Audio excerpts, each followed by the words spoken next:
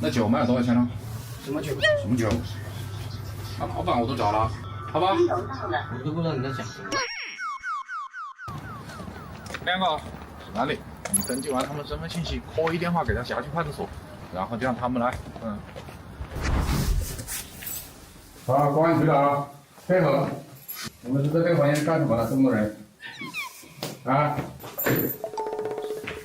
其他人你都認識嗎？認識。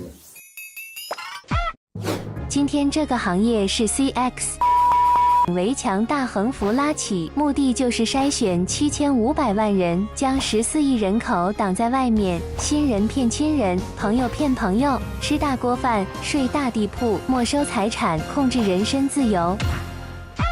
什麼亂七八糟的這？喂，是你們轄區不？